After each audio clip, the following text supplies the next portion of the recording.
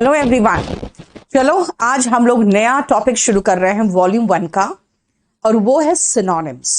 बेटा सिनोनिम्स में आप देख लो किस तरह से रूट है सिनोनिम का।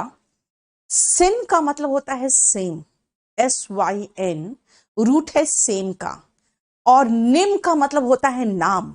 तो सिनोनिम मतलब सेम सेम मीनिंग वाले कुछ और नाम हो, वो सिनोनिम्स होंगे, ठीक है ना। सिनोनिम आपके वॉल्यूम 1 में ये चैप्टर आपका है, आई थिंक मैं बता देती हूं आपको। सिनोनिम पेज नंबर चैप्टर, ये चैप्टर नंबर 27 है। चैप्टर नंबर 27 है, और हिंदी और इंग्लिश वॉल्यूम में अलग अलग पेज पर है, इसलिए सिर्फ आ जाओ चैप्टर 27 में। राहुल, मैं आपको बार बार कह रही हूं, आपकी वोकैबुलरी सारे कुछ महीनों के बाद या कुछ दिनों के बाद हाइड हो जाएंगे, क्योंकि ये ऑलरेडी केडी लाइव इसको सेल करेगा, है ना। इसको केडी लाइव इसका VOD बना के वो बेचेंगे। तो मैंने पहले से कहा है कि मैं उसको फ्री ऑफ कॉस्ट पढ़ाऊंगी, लेकिन बेटा हमेशा फ्री की चीज हमेशा नहीं बैठी रहती है वहां पे, वो एक ना एक टाइम पे वो हाइड हो जाएगा। इसीलिए आप लोग जल्दी पढ़ लिया करो, और एक आध महीने के बाद सब कुछ हाइड हो जाएगा, ठीक है। चलिए सिनोनिम में आते हैं। सबसे पहले आ जाओ, सबसे पहला वर्ड दैट इज इररिवोकेबल। मैं आपको जिसका भी रूट मुझे पता रहेगा मैं आपको बता दूंगी। बेटा यहां पे ये रिवोक वर्ड जो है ना, यहां पर एक वर्ड है रिवोक, जिसका एडजेक्टिव फॉर्म बना है रिवोकेबल, ठीक है। बना है रिवोक, और उसका एडजेक्टिव फॉर्म में के का सी हो जाता है, रिवोकेबल। रिवोकेबल ऐसी चीजें होती है जिनको निरस्त कर सकते हो। निरस्त करने का मतलब क्या होता है, यानी जैसे सुप्रीम कोर्ट ने धारा 303 आपके इंडियन पिनल कोड में है, उसको निरस्त कर दिया, कहा कि ये अगेंस्ट हमारा फंडामेंटल राइट्स है। 302 नहीं, 303 कह रही हूं मैं, है ना। बहुत सारे ऐसे धाराएं हैं, जैसे होमोसेक्सुअलिटी के खिलाफ जो था उसको निरस्त कर दिया गया, है ना। तो याद रखना, रिवोकेबल का मतलब होता है that can be made null and void. Null and void का मतलब होता है जिसका कोई वैल्यू नहीं रहा, इसका कोई लीगल वो नहीं, लीगैलिटी नहीं रहा, है ना। तो इसीलिए रिवोक का मतलब ही क्या होता है, निरस्त करना, यानी कि नल एंड वॉइड बनाना। तो इररिवोकेबल क्या होगा, जिसको आप निरस्त नहीं कर सकते, जिसको आप निरस्त नहीं कर सकते हो, यानी जिसको हम चेंज नहीं कर सकते हैं, यानी सी सिनोनिम है। एंटोनिम पूछता तो इसका रिवर्सिबल होता, क्योंकि ऑल्टरेबल, अगर मैं ऑल्टरेबल की बात करूं जिसको हम ऑल्टर कर सकते हैं, और रिवर्सिबल अगर इन दोनों की बात करूं तो ये दोनों सिनोनिम है।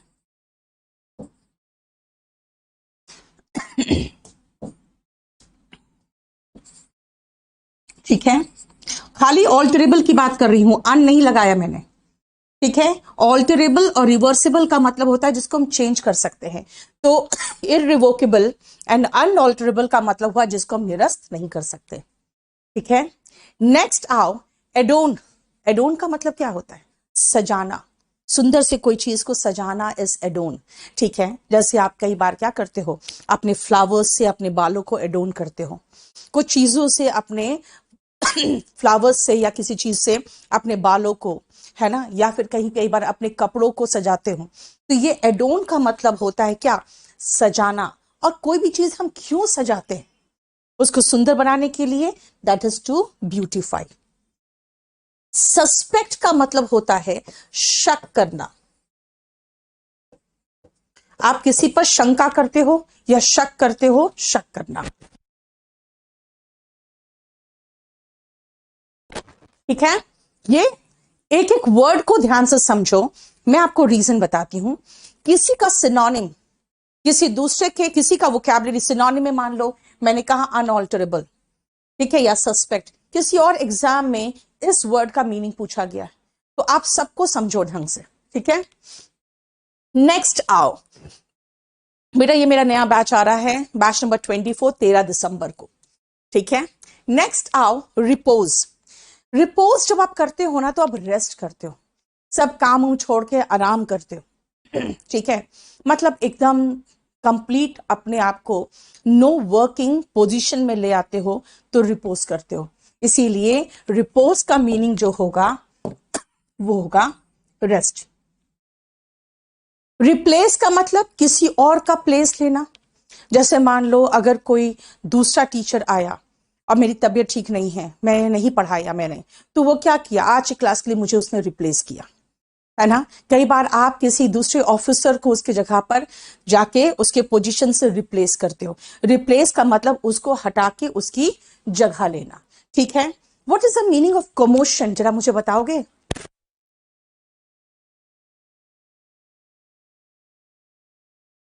What is the meaning of commotion, बताओगे मुझे?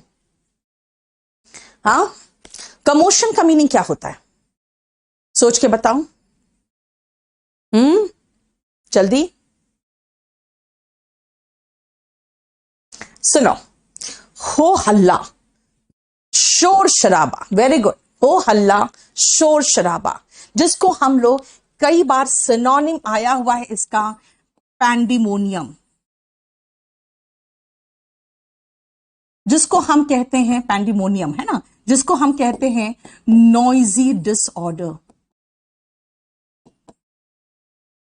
हो हल्ला, शोर शराबा, कई बार देखते हो पार्लियामेंट में हल्ला गुल्ला मचा रहता है, कोई काम नहीं हो रहा होता है ना, वो क्या है, वो डिस्टर्बेंस।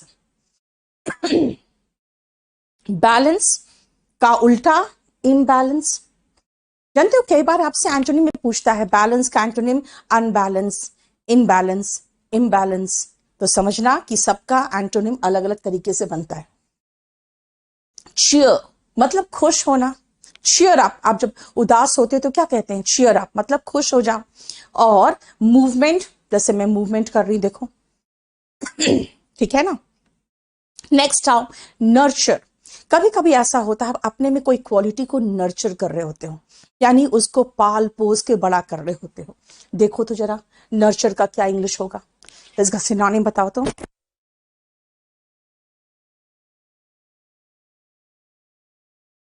बॉइस्ट्रस, बेटा बॉइस्ट्रस का मतलब होता है जोश से भरा हुआ। केओस बिल्कुल सही है। बॉइस्ट्रस का मतलब शोर शराबे से भरा हुआ, जोश से भरा हुआ। केओस कह सकते हो डिस्टर्बेंस के लिए, chaos. Nurture, very good. Grow, जो मैंने क्या कहा, कई बार आप अपने अंदर किसी कुछ अच्छे क्वालिटी को नर्चर करते हो, यानी उसको धीरे धीरे उसको बड़ा करने की कोशिश करते हो ताकि आप उसमें एक्सपर्टीज हासिल कर सको, तो that is to grow.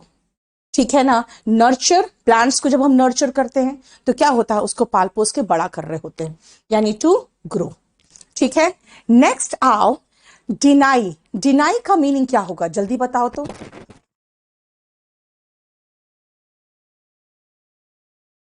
Deny का मीनिंग क्या होगा, जल्दी बताना। डिनाई का मतलब, आप को किसी ने कहा यार तुमने मेरी घड़ी ली है, आप कहोगे बिल्कुल नहीं, है ना। इसका मतलब किसी बात का खंडन करना। बेटा खंडन करने का इंग्लिश यहां पे एक्चुअल इंग्लिश कुछ नहीं दिया है, लेकिन डिनाई का सिनोनिम देखा जाए तो रिफ्यूज ही हो सकता है, इसमें और कुछ नहीं हो सकता। क्योंकि रिगेन का मतलब फिर से गेन करना। आपने वेट को, अपने फैट्स को लूज किया और फिर से आपने उतना ही पहुंच गए जितने केजी के थे, आप क्या कहोगे, मैंने वेट रिगेन कर लिया। रिपेयर मरम्मत करना, और रिड्यूस का मतलब कम करना। ठीक है। तो इसमें अगर रिगेन देखो और रिड्यूस देखो, ये एक दूसरे का एंटोनिम है। ठीक है। What is the meaning of abuse, मुझे बताओगे जल्दी से।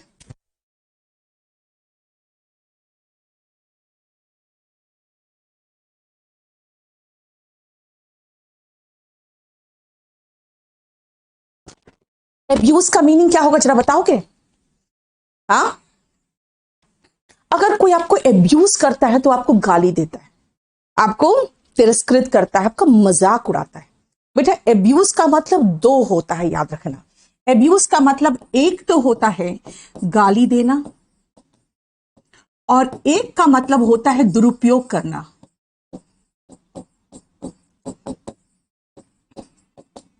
है ना? जैसे बहुत बड़े मिनिस्टर्स भी कई बार अपने पावर को एब्यूज करते हैं, यानी उसका दुरुपयोग करते हैं। और अगर आप कहोगे मैम ही इज एब्यूजिंग मी, इसका मतलब वो मुझे गाली दे रहा है। बेटा उससे रिलेटेड अगर देखा जाए तो सिर्फ एक ही है सी जो थोड़ा बहुत लगभग में मीनिंग दे रहा है। स्कॉन का मतलब होता है मजाक उड़ाना। तो देखा जाए तो वही हुआ जैसे आप उसको किसी को गाली देकर उसका मजाक उड़ा रहे हो। और कोई भी नहीं है जो सिनोनिम में है। एब्यूज का उल्टा पूछेगा तो मैं प्रेस कह सकती हूँ, ये इसका एंटोनिम है। प्रेस इसका एंटोनिम हो सकता है ना? बोलो। डॉसाइल, पता है गाय को लोग क्यों पसंद करते हैं? क्योंकि बहुत डॉसाइल होता है। कई बार आपकी माँ नहीं कहती है भाई मुझे तो गाय जैसी बहू चाहिए। नहीं, गाय जैसी बहू क्यों चाहिए? क्योंकि वो चाहती है उनको दबा के रखे और बस अपने आप सास बनी रहे। डोसाइल का मीनिंग क्या होता है? सबमिसिव, यानी कि दब्बू। ठीक है। स्टबर्न का मतलब होता है ढीठ। और चेंजेबल होता है जो चेंज होगा। देखो यहां पे पीछे पेज में जो ऑल्टरेबल था, ये ऑल्टरेबल, रिवर्सिबल या ऑल्टरेबल, उसी का सिनोनिम हो गया चेंजेबल। है ना? चेंजेबल का मतलब जो चेंज हो सके। ठीक है। तो डोसाइल का सिनोनिम हुआ सबमिसिव, जिसका मतलब कह सकते हो ओबीडियंट, जो बात माने। और इसका उल्टा कहोगे तो स्टबर्न एंटोनिम हो सकता है। जरा एक काम करो, फटाफट आप लोग इन दोनों पेज का एक मिनट रुकना। मैं ये आप लोग कंफ्यूज ना करो, इसलिए मैं ये हटा देती हूं। ठीक है, चलो जरा इसका फटाफट आप स्क्रीनशॉट लो।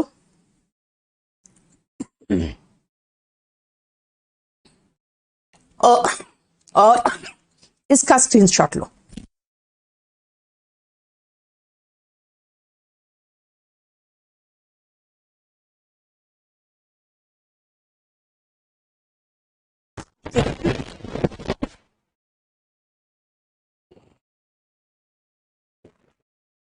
हो गया?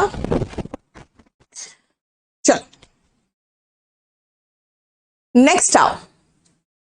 मेरा स्पोकन इंग्लिश भी आ रहा है एक, ये आपका 10 दिसंबर को स्पोकन इंग्लिश आ रहा है, मंडे वेंसडे फ्राइडे 8:30 बजे। ठीक है। नेक्स्ट आओ, कंसिडरेट।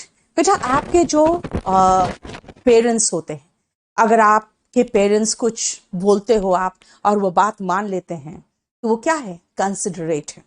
अगर आप अपने बॉस को कहते हो मेरी तबीयत आज ठीक नहीं है, आज मुझे छुट्टी दे दो, और वो बात मान लेते हैं तो वो क्या है? कंसिडरेट है। कंसिडर जो करता है, कंसिडर करना का मतलब विचार करना। जो आपके रिक्वेस्ट पे या आपके किसी तरह का कोई आप सजेशन देते हो और वो उस पर विचार करता है, वो कंसिडरेट होता है। यानी कि वो मानता है आपकी बात, वो विचार करता है। अगर आप कंसिडरेट की बात करोगे तो एग्रीएबल का मतलब क्या होता है? जो सहमत हो। देखो लाइक माइंडेड का मतलब क्या होता है? जो एक ही तरह के दिमाग का हो। लाइक माइंडेड का मतलब बेटा होता है एक ही तरह का दिमाग का हो। लेकिन मैंने अब कहा कंसिडर का मतलब होता है जो विचार करता है, हाँ चलो ये बोल रहा है तो मैं दे देता हूं उसको एक दिन की छुट्टी। यानी कि जो आपके बात पर सोचता है और उस पर थोड़ा सा भी कंसिडर करता है, बेटा वो थॉटफुल होते हैं। ठीक है। एग्रीएबल नहीं जरूरत है, हर बात पे एग्री करना जरूरी नहीं है बेटा। लेकिन जो कम से कम इस बात पर विचार तो करता हो। कंसिडर का मतलब ही होता है विचार करना, है ना? उस पर थोड़ा सा सोचना। तो थॉट का मतलब ही तो दिमाग से रिलेटेड होता है, आप ऐसे भी तो सोच सकते हो। अब आओ इररिजोल्यूट। ये जरा रिजोल्यूट वर्ड देखो, ये बना है वर्ड रिजोल्यूशन से। हर साल आप दिसंबर में कुछ ना कुछ रिजोल्यूशन लेते हो क्या लिया था इस बार रिजोल्यूशन आपने?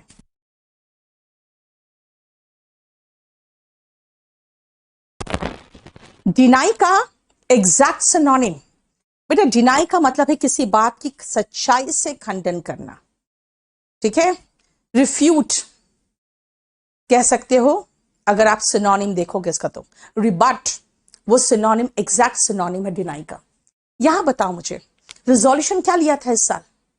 बोलो, सोच के बताओ। मुझसे पहले बताओ रिजोल्यूशन क्या लिया था? कहते हो मैम हमने रिजोल्यूशन लिया था मैं हर रोज 3 घंटा पढ़ूंगा, हर रोज 6 घंटे पढ़ूंगा।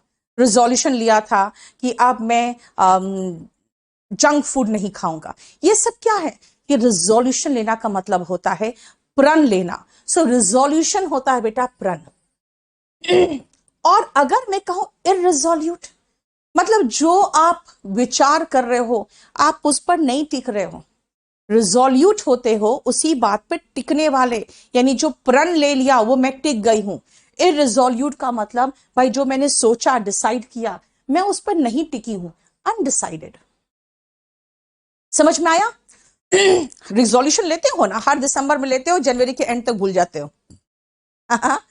इग्नोरेंट, बेटा ज्ञानी का उल्टा होता है इग्नोरेंट। अगर आप एनलाइटेंड हो, ज्ञानी हो, तो उसका उल्टा क्या होगा यार? मूर्ख, कुछ नहीं आता इसको, इज इग्नोरेंट। इग्नोरेंट एंटोनिम है लिटरेट का। इग्नोरेंट एंटोनिम है एजुकेटेड का। और तीसरा इग्नोरेंट को मैं कह सकती हूं एनलाइटेंड का। एनलाइटेंड तब होते हो जो ज्ञान प्राप्ति हो जाती है। तो इग्नोरेंट इन तीनों का एंटोनिम है। इग्नोरेंट कोई जरूरी नहीं कि अनपढ़ ही होगा। जैसे अगर आप कहोगे कि मैम अगर आपको मैं इसके बारे में पूछूं, इनकम टैक्स के बारे में, तो क्या आपको सब कुछ आता है? मैं कहूँ कि I am totally ignorant of income tax act, ठीक है? I have to depend on my CA, I am totally ignorant of income tax act. इसका मतलब है कि मुझे नॉलेज नहीं। इग्नोरेंट का मतलब होता है अनभिज्ञ, जिससे आपको इसका नॉलेज नहीं हो। हाउ फर्म इज इररिजोल्यूट का एंटोनिम होगा firm.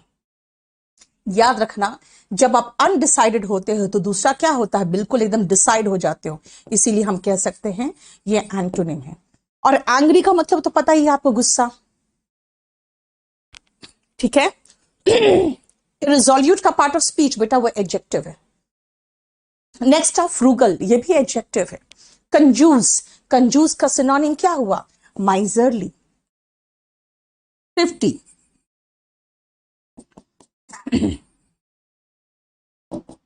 Skin flint, tight fisted, ये सब हुआ सिनोनिम ऑफ कंजूस। देखो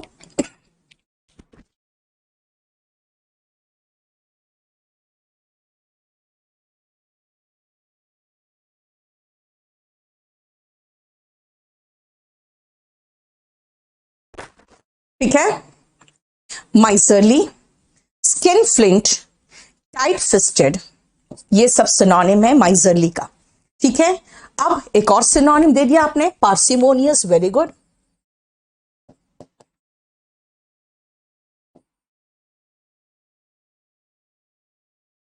पार्सिमोनियस, वेरी गुड, हो गया। Brave, very good. देखो नहीं मीनू, मैं बताती हूं क्यों नहीं आएगा, सुनो। अगर आप फ्रूगल हो तो आप कंजूस हो बेटा।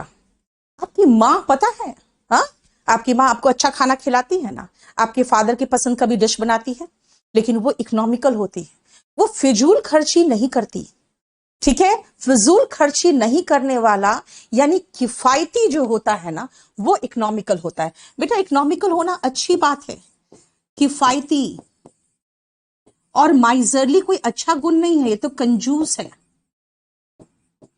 ठीक है? इनके जो एंटोनिम होते हैं, अगर इनका एंटोनिम देखोगे, एंटोनिम का ये साइन है, अगर इनका एंटोनिम देखोगे माइजरली का, तो होगा क्या? दिलदार, जेनरस, है ना, लार्ज हार्टेड, म्यूनिफिसेंट, इन तीनों का मतलब हुआ दिलदार। इन तीनों का मतलब है दिलदार। लेकिन बेटा एक पंगा है कि जेनरस, लार्ज हार्टेड और म्यूनिफिसेंट होना तो अच्छी बात है, लेकिन कुछ लोग ऐसे होते हैं जो बहुत गंदे तरीके से खर्च करते हैं, है ना, क्लियर। अब अगर गंदे तरीके से आप खर्च करते हो तो आप कहलाओगे एक्स्ट्रावेगेंट,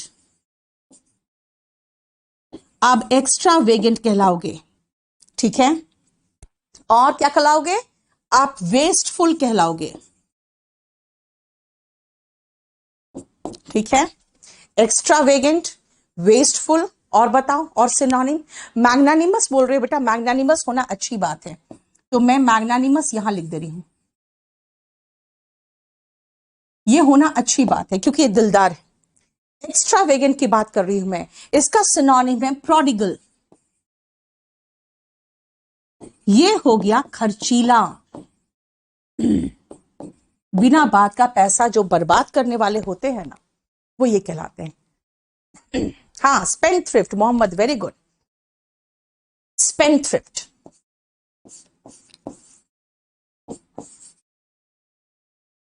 ठीक है। ये होते हैं खर्चीला, मतलब miserly, thrifty, skinflint, parsimonious, tight fisted, ये सब है कंजूस। Generous, large hearted, magnanimous and munificent होना अच्छी बात है क्योंकि ये दिलदार से रिलेटेड है। Spend thrift, extravagant, wasteful, prodigal, ये खर्चीला है। स्टिंजी, ओके, स्टिंजी छूट गया था, यहां लिख दूं मैं, माइजरली का सिनोनिम स्टिंजी, इसका मतलब हुआ कंजूस। तो बहुत अच्छे हो संदीप। वीओडी 11 बहुत अच्छा है बेटा। वीओडी 11 में पता नहीं क्यों सारे बच्चे एकदम पागल थे, और उनके साथ मैं भी पागल की तरह पढ़ाया मैंने, यानी बहुत हंसते हंसते वो बैच खत्म हुआ है, ठीक है। 11 नंबर, 13 नंबर, ये सब बहुत अच्छे से खत्म हुआ है। आप ले लो 17 नंबर, लैविश, हाँ ठीक है, आप बहुत लाविश लाइफस्टाइल जी रहे हो, तो इसका मतलब है कि आप ने बहुत गंदे से पैसा खर्च किया है अपने लाइफस्टाइल में, ये किफायती से अलग बात है, ठीक है। अब आते हैं नेक्स्ट वर्ड, स्प्लेंडेड, भव्य। बेटा स्प्लेंडेड, मॉन्यूमेंट, बहुत बहुत सुंदर इमारत, है ना। स्प्लेंडेड टेंपल बन रहा है अयोध्या में। इंस्पेक्टर के लिए कितना रैंक लाने होंगे, टारगेट एक्साइज इंस्पेक्टर। बेटा लोग अब टारगेट कर रहे हैं ज्यादा, आप एक्साइज इंस्पेक्टर की बात कर रहे हो, ये तीसरा या चौथा प्रेफरेंस हो गया लोगों का।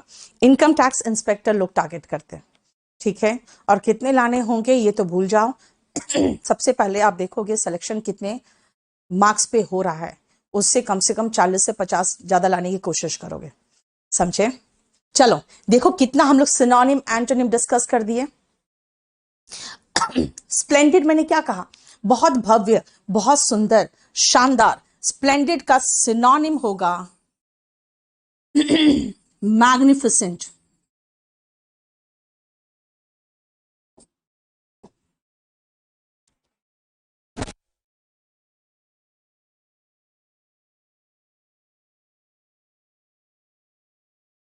ठीक है।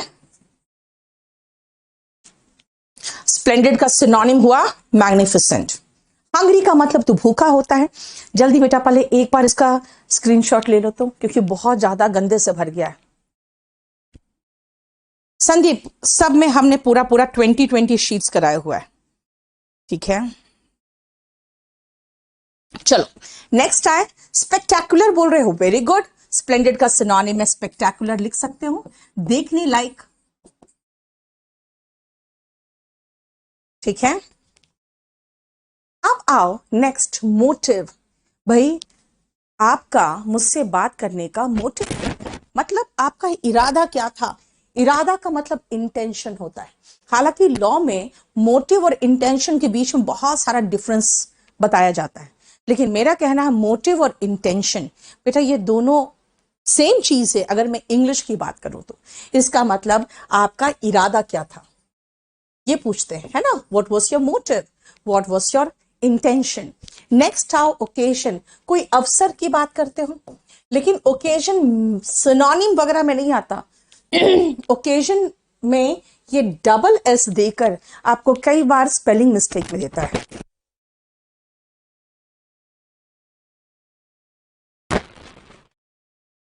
ठीक है, ओकेजन में कई बार डबल एस करके आपको प्रॉब्लम देता है। इसमें होना क्या चाहिए, सिर्फ एक एस होना चाहिए। ठीक है, अब आओ प्रिपरेशन। प्रिपरेशन का मतलब होता है जब आप कोई चीज की तैयारी करते हो, वो प्रिपरेशन होता है। इसका मतलब तो तैयारी हुआ। ठीक है, clear. Pity, I pity you, यार मुझ पर तुम पर दया आती है। कई बार कहते हो ना किसी को कि मुझे तुम पर दया आती है, आई पिटी यू। बेटा पिटी का मतलब होता है मर्सी। ऑफेंस, किसी तरह का आप ऑफेंस करते हो तो आप कोई किसी तरह का गलत काम करते हो, है ना। इसीलिए ऑफेंस जो होता है ये अपराध होता है, तभी अपराधी को ऑफेंडर कहते हैं। मर्सी का मतलब दया, पिटी का मतलब भी दया। काइंडनेस जो होता है, जब आप कोई काइंड एक्ट करते हो, इसका मतलब कोई किसी के प्रति आप दयालुता दिखाते हो, है ना, तो ये दयालुता हो गया। ये और पिटी दोनों अलग चीज है। जब आप किसी पर पिटी करते हो तो आपको उस पर दया आती है, that is mercy. And Joy तो हो गया खुशी।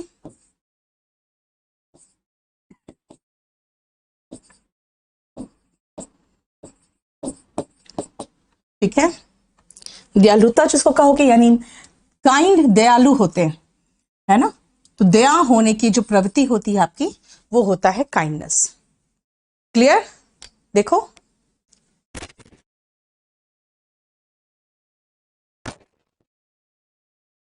बेटा आप लोग को मैं यहां पर कैसे बताते रहूं किस किस बैच का क्या है।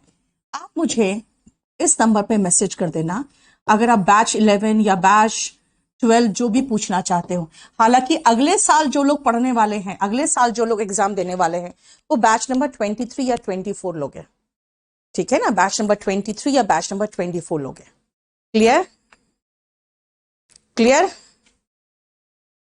नेक्स्ट आओ, पिटी हो गया। क्रैश, बेटा क्रैश का मतलब क्या होता है, कोई चीज अगर आप क्रैश करते हो, जैसे कानून में अगर बैठा हुआ है, जैसे हमारा सुप्रीम कोर्ट किसी भी एक्ट को या किसी भी कानून को क्रैश करता है, तो बेटा उसको क्या करता है, उसको रिजेक्ट कर देता है, उसको रिजेक्ट कर देता है कि अब ये लागू नहीं है। जैसे मैंने कहा था ना आपको कि नल एंड वॉइड करना, यानी कि मान लो लोअर कोर्ट ने एक फैसला दिया, हाई कोर्ट ने उसको कैश कर दिया, यानी कि अब वो फैसला लागू नहीं होगा, अब हाई कोर्ट का जो फैसला होगा वो उस पर लागू होगा। इसीलिए क्रैश का मतलब होता है उसको रिजेक्ट करना। स्लैश, जैसे मान लो किसी ने क्या किया, देखते नहीं हो, बस प्यार में पागल हो गए, लड़की कहती है अच्छा मेरी शादी इससे नहीं होगी, वो अपना नस स्लैश करती है। What is the meaning of slash, झटके से काटना। ठीक है, स्लैश। और झटके से कम भी कर देना। तो क्या हुआ, जैसे सरकार को लगा कि लोग हमसे खफा हो रहे हैं, तुरंत 10 रुपये प्राइस पेट्रोल का क्या किया, स्लैश कर दिया, यानी कि झटके से काट के कम कर दिया। ठीक है, क्लियर। देखो क्वेश्चन तो सवाल उठाना होता है, सो क्रैश का मीनिंग हो गया रिजेक्ट। चलिए जल्दी से फटाफट इसका स्क्रीनशॉट लो तो।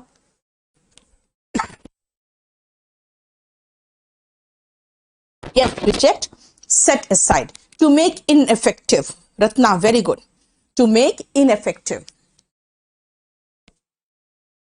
Clear?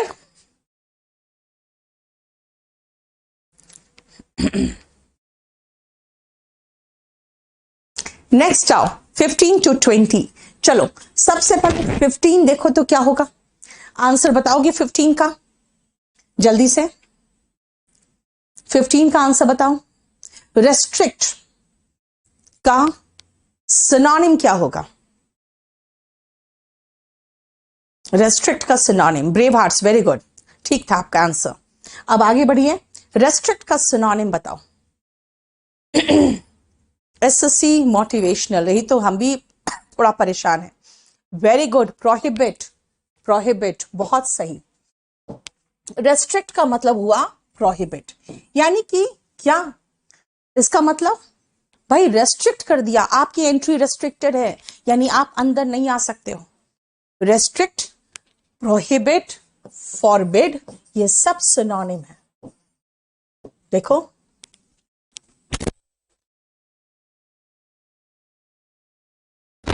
ठीक है। इसका एंटोनिम कहोगे तो हो जाएगा अलाउ,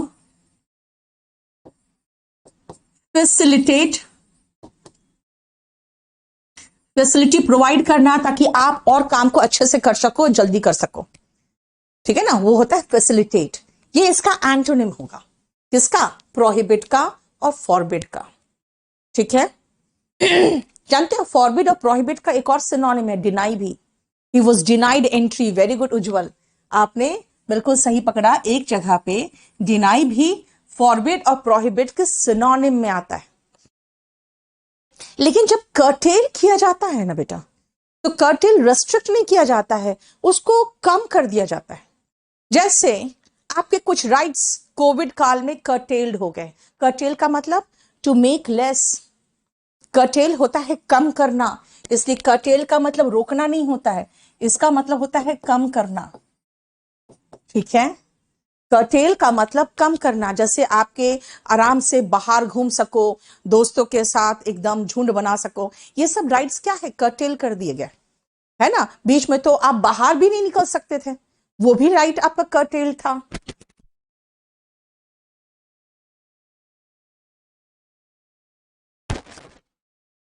ठीक है। रिटेन, रिटेन का मतलब होता है बनाए रखना।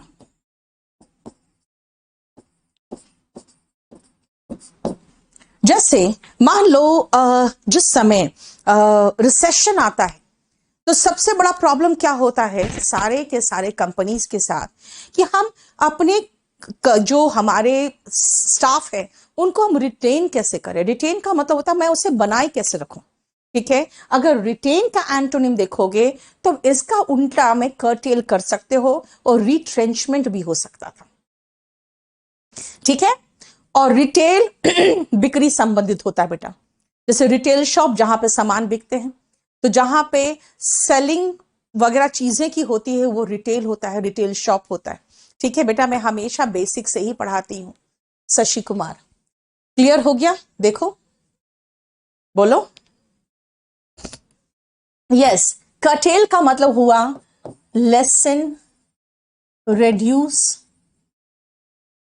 ठीक है। कर्टेल का एंटोनिम पूछोगे तो इलोंगेट, लेंदन, ठीक है, और प्रोलिफरेट, मतलब उसका और विस्तार करना, ठीक है। डिमिनिश सिनोनिम हो जाएगा रितु, वेरी गुड, ठीक है। कर्टेल का सिनोनिम में लेसन लगाया है तो डिमिनिश भी लगा सकते हो, देखो, ठीक है, कम करना। लेकिन उल्टा क्या होगा, इलोंगेट, ई है बेटा, ये इलोंगेट मतलब लॉन्ग करना, तो इलोंगेट। लेंथ में बढ़ाना तो लेंदन। प्रोलिफरेट का मतलब होता है जैसे कोई चीज फैल रहा हो, है ना, तो प्रोलिफरेट, ठीक है, क्लियर हो गया। कम करना in order to make you feel better, वो होता है मिटिगेट, ठीक है। नेक्स्ट आओ एंटिसिपेट। एंटिसिपेट जैसे भी क्या है, एंटिसिपेट कर रहे हैं कहीं फिर से कोविड की लहर ना आ जाए। एंटिसिपेट का मतलब होता है कि आप जब उसका अनुमान लगा रहे हो। देखो बताओ एंटिसिपेट का सिनोनिम क्या होगा, बताना मुझे, 16 नंबर। एंटिसिपेट का मीनिंग बताओ।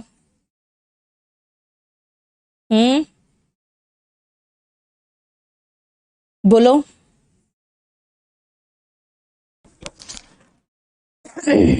बोलो। एंटिसिपेट, यस, एक्सपेक्ट और सस्पेक्ट, यानी एंटिसिपेट का मतलब होता है कि ये उम्मीद की जा रही है या ये शंका की जा रही है, ठीक है। अच्छी चीज को हम एक्सपेक्ट करते हैं और बुरी चीज को हम सस्पेक्ट करते हैं। लेकिन चलो अगर एक्सपेक्ट लिखा है तो हम इसका सिनोनिम होप लिख दे। ठीक है, ये एक्सपेक्ट है होप करना, एक्सेप्ट का मतलब तो अपनाना होता है, और एक्सपेक्ट और होप ये देखो दोनों सिनोनिम है। एंटेगोनाइज का मतलब क्या होता है, बहुत बार आया हुआ एग्जाम में इसलिए पूछ रहे हैं। एंटेगोनाइज का मतलब क्या होता है? सैंग्विन का मतलब बेटा समझदार होता है। एंटेगोनाइज का मतलब क्या होता है ये पहले बताओ जल्दी। एंटेगोनाइज का मतलब क्या होगा, बोलो। To make someone angry.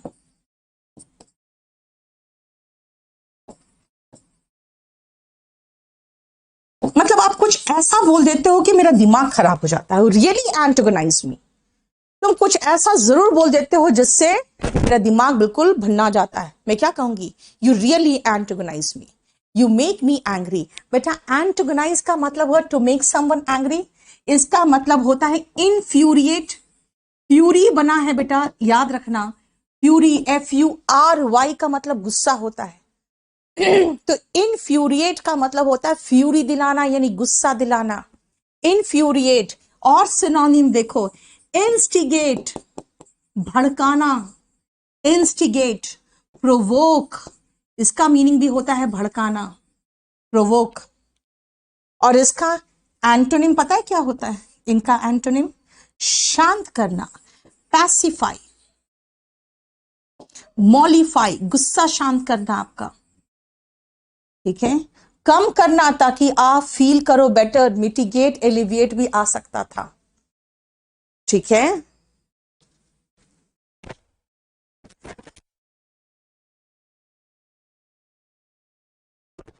ठीक है, बोलो कोई प्रॉब्लम यहां तक?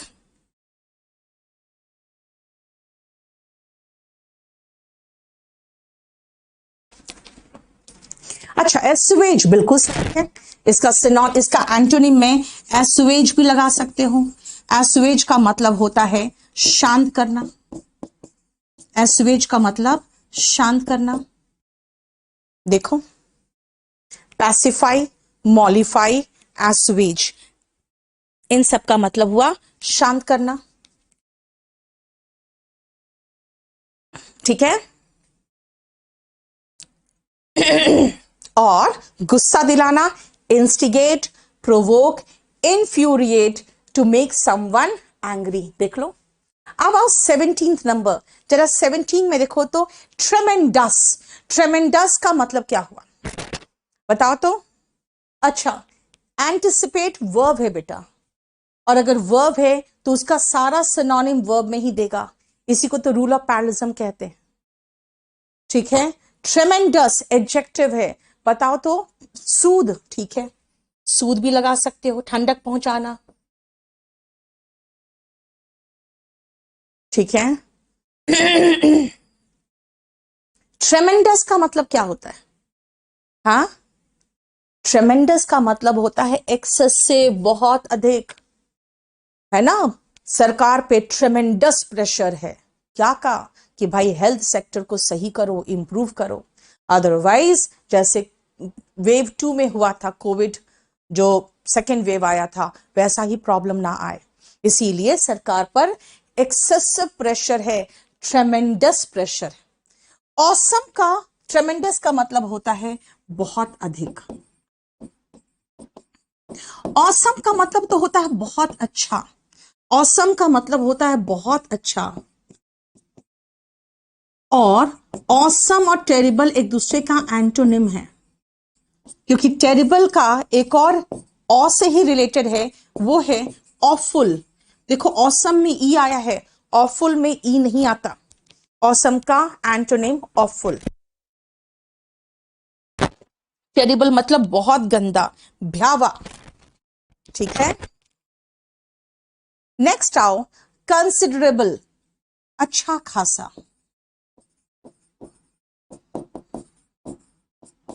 जैसे कंसिडरेबल अमाउंट ऑफ एनर्जी, है ना। आप खर्च करते हो अच्छा खासा एनर्जी रोज लोगों के साथ बहस करने में। यार छोड़ो ना, बहस करने से फायदा क्या है। कभी कभी हम भी बहस कर लेते हैं, फिर लगता है कि यार फायदा क्या है। अगर कोई कह रहा है फिश कैन फ्लाई, बोलो यस यू आर राइट, है ना। क्यों? क्योंकि बस आप उसके साथ बहस करने के चक्कर में you will lose considerable amount of energy, and after wasting considerable amount of energy you will feel terrible, and that person will feel awesome because he has done what he was good at. कहते हैं don't wrestle with pigs, सुअर के साथ wrestle मत करो, यानी कुश्ती मत करो। Both of you get dirty, आप दोनों ही गंदे हो जाओगे, ठीक है। But the pig enjoys it, right? You feel terrible, but he feels awesome because he has drained significant, tremendous, excessive, and you can say अच्छा खासा considerable amount of energy from you. ठीक है, समझ में आया। इसीलिए एक्सेसिव का अगर सिनोनिम पूछोगे तो एक्सेसिव का सिनोनिम होगा क्या, बताओ? सिग्निफिकेंट, अच्छा खासा।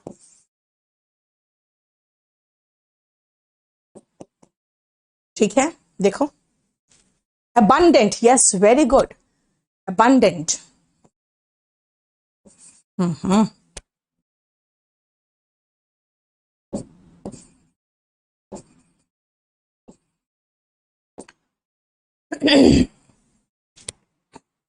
ये छह छह वर्ड एक ही दे दिया है ना, मैं अगली बार से एक में सिर्फ 3 वर्ड लाऊंगी, मुझे जगह तो मिले लिखने का। ठीक है, नेक्स्ट आओ मेटिकुलस। बेटा मेटस बना है एक वर्ड, रूट है जिसका मतलब फियर है। मेटस, ये जो मेटिकुलस है ना, एक रूट से बना है मेटस से, इसका मतलब होता है फियर। जब आप में डर होता है ना, तो बहुत केयरफुल, बहुत ज्यादा ध्यान से कोई काम करते हो, बहुत ध्यान से काम करते हो। इसका मतलब हो गया कि आप बहुत ध्यान से काम कर रहे हो। आप पूरा पेन्स, यानी पेन्स का मतलब होता है पूरा प्रयास करना।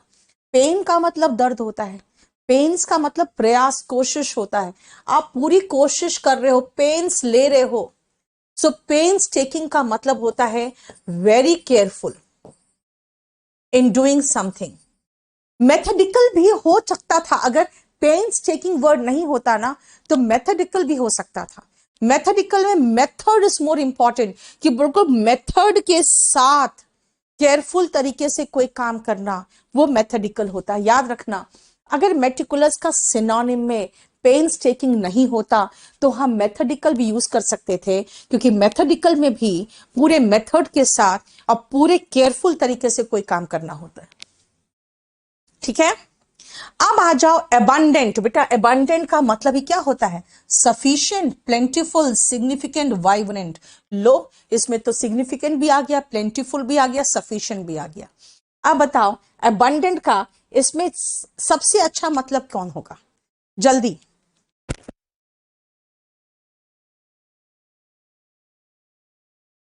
19 में।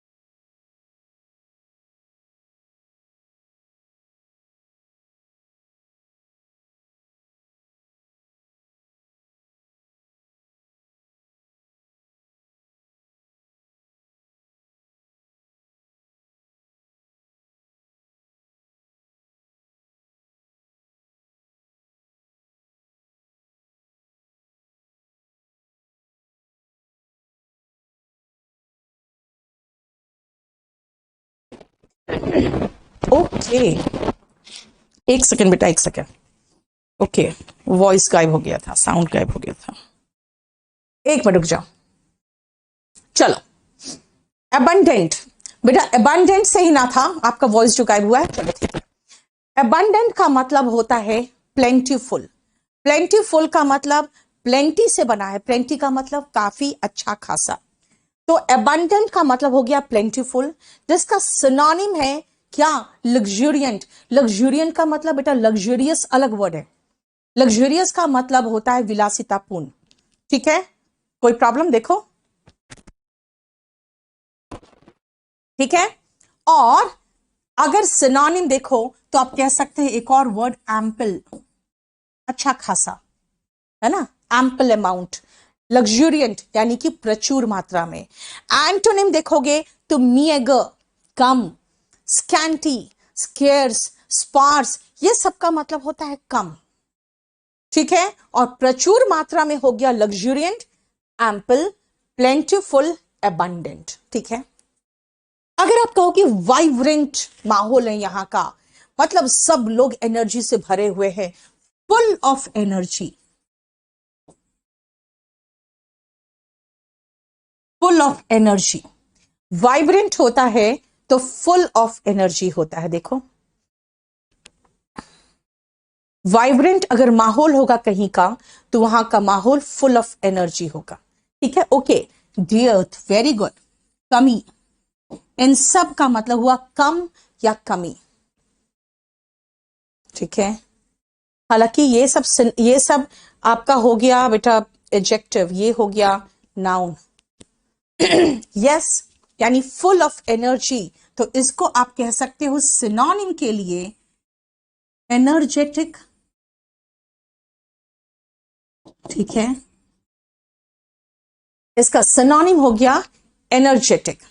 ठीक है, और कोई सिनोनिम है तो बताओ। यस, बॉइस्टरस। बॉइस्टरस कहते हैं ना, बॉयज बॉइस्टरस होते हैं, यानी कि सिनोनिम हो गया बॉइस्टरस। और कोई सिनोनिम? हाँ बोलो। Animated, very good. मैं यही वर्ड जानना चाह रही थी, आप लोग याद है कि नहीं आप लोग को? बेटा एनिमेटेड एनिमल से नहीं बना हुआ है। Animated is full of energy, है ना, boisterous, animated, and what is this? Energetic. Enthusiastic भी चलेगा, लेकिन एंथुसियास्टिक थोड़ा सा डिफरेंट हो गया, जिसका मतलब होता है उत्साह से भरा हुआ। ठीक है, इसका मतलब हो जाता है उत्साह से भरा हुआ। ओके, लग्जूरियंट के साथ आप सिनोनिम चाह रहे हो कोपियस, बिल्कुल सही है। देखो कोपियस लिखा एक ने। यस, एंथुसियास्टिक मैंने कहा, एंथुसियास्टिक थोड़ा सा डिफरेंट है, वहां उत्साह से भरा हुआ है। ठीक है, विवेशियस कह सकते हो। यस, इसका सिनोनिम में, क्योंकि विवसिटी का मतलब ही होता है एनर्जी से भरा हुआ, एनर्जी, तो विवेशियस कह सकते हो। ठीक है, ये सब क्या है? ये सारा सिनोनिम है। अगर कहेंगे energetic, boisterous, lively, animated, vivacious, ये सब सिनोनिम है वाइब्रेंट का। ये सारे सिनोनिम है वाइब्रेंट का। क्लैमरस बेटा शोर से भरा हुआ होता है। ठीक है, वाइब्रेंट का। ठीक है नहीं, फ्लैम्बॉयंट होता है बेटा तड़क भड़क, मतलब चटकीला भड़कीला टाइप। क्लियर? अब इसका अगर हम एंटोनिम कहां लिखो बेटा, पहले तो ये आप लोग स्क्रीनशॉट लो।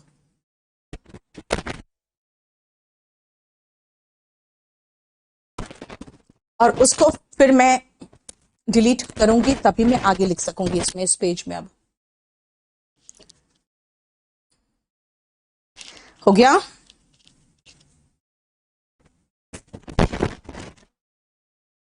चलो डिलीट कर दूं अब। चलो देखो, अब अगर हम एनर्जेटिक का एंटोनिम कहें तो इसका एंटोनिम होगा एनर्वेटेड, एग्जॉस्टेड। यार सारा का सारा एनर्जी एकदम निचोड़ के रख दिया, एग्जॉस्टेड फील कर रही हूं मैं, बिल्कुल एनर्जी ही नहीं है। I am feeling enervated, exhausted, tired. ठीक है, यानी कि उल्टा क्या हुआ, उल्टा हुआ इसका, बिल्कुल एनर्जी खत्म। क्लियर? अब आओ एक्वेंट। क्या आप इस प्लेस से एक्वेंटेड हो? जनरली मुखर्जी नगर बच्चे आते हैं, वो कहीं भी चले जाते हैं because they are not acquainted with क्या चीज से, उनको पता ही नहीं होता है कि यहाँ पे क्या क्या हो सकता है उनके साथ। ठीक है, so what is acquainted? Acquainted का मतलब मैंने कहा कि वहां से वाकिफ नहीं होते हैं, इंट्रोड्यूस्ड नहीं होते, है ना। आप किसी को किसी से एक्वेंट करवाते हो तो इसका मतलब उसको वहां से एक्वेंट करा रहे हैं, यानी इंट्रोड्यूस करा रहे हैं। बेटा लेथार्जिक का मतलब होता है लेजी। ठीक है, देखो एक्वेंट का मतलब हो गया इंट्रोड्यूस करना, किसी का जान पहचान करवाना। इसका मतलब हुआ टू मेक फेमिलियर। और एक गाना सुने हो, चलो आज फिर से अजनबी हो जाए हम दोनों, है ना। तो इसका एंटोनिम होगा एस्ट्रेंज, है ना। फिर से हम दोनों एक दूसरे के लिए स्ट्रेंज हो जाए, यानी एस्ट्रेंज। देखो एक्वेंट का सिनोनिम हो गया एस्ट्रेंज। ठीक है बेटा, फैक्टिक जो होगा ना नाउन हो जाएगा। ठीक है, अपॉइंट किसी को किसी पोस्ट पर बहाल करना है, अपॉइंट। अराउज जगाना कोई चीज, है ना। जैसे आप के बहुत सारे फीलिंग्स अराउज्ड हो जाते हैं जब किसी से प्यार होता है, तो अराउज का मतलब क्या होता है, जागृत होना, है ना। अराउज का मतलब जागृत होना, जिसका सिनोनिम जागना से भी हो जाएगा, जैसे अवेक, वेक, ये सब हो गया, है ना। और एक्वायर का मतलब क्या होता है, हासिल करना। बेटा लेथार्जिक और आप जेडेड कह सकते हैं,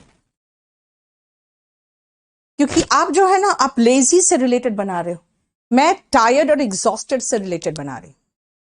ठीक है, क्लियर? आज आपको मैंने 20 करवाया, लेकिन बहुत सारा वोकैबुलरी करवा दिया, बहुत सारा वोकैब कराया। आज इसको ध्यान से अच्छे से पढ़ो। और क्योंकि अब इंस्टीट्यूट खुल चुका था, इसीलिए थोड़ा सा थक जाती थी मैं, क्योंकि जानते हो ना ऑफलाइन ऑनलाइन दोनों मिलके मेरे करीबन 12 घंटे क्लास हो जा रहे हैं। मैं रेगुलर नहीं हो पा रही हूँ, कोशिश करती हूँ, लेकिन रात तक होते होते मेरा बहुत ज्यादा थकावट हो जाता है। थोड़ी सी खांसी वासी भी है, यहाँ पे इतना पोल्यूशन है ना कि खांसी वगैरह भी ज्यादा उठ जाता है मेरा इस समय तक। चलो एनीवे, मैं कोशिश कर रही हूँ कि आप लोग के साथ रेगुलर रहूं। और ये मेरा एक नया बैच आ रहा है 13 दिसंबर को। बहुत ज्यादा मेहनत करके मैं पढ़ाती हूँ, और सच कहूं तो इतने सालों के बाद भी मेरा मेहनत देखकर बहुत सारे यहाँ के टीचर्स इंस्पायर्ड रहते हैं कि मैम आपको जब देखते तो लगता है कि आप इतने सालों बाद भी मेहनत कर रहे हैं, तो हम लोग को इंस्पिरेशन मिलता है आपसे, आपको देखकर। बेटा मेहनत जिंदगी में कभी नहीं छोड़ना। जिस दिन आप पढ़ना छोड़ दोगे, मेहनत करना छोड़ दोगे और सोचोगे भाई हम तो बहुत बड़े तोप हो गए, उसी दिन से आपका पतन चालू हो जाएगा। इसीलिए याद रखना, जब तक, अगर कहते हैं ना हम बहुत इंस्पायर्ड होते हैं, अब कलाम को देखकर, जो हमारे राष्ट्रपति थे, कलाम जी को देखकर मैं बहुत इंस्पायर्ड होती हूँ और बहुत अच्छा लगता है। क्यों? क्योंकि देखो वो अपना जो सबसे पसंदीदा काम था, यानी टीचिंग, वो करते करते उनकी डेथ हुई थी, है ना।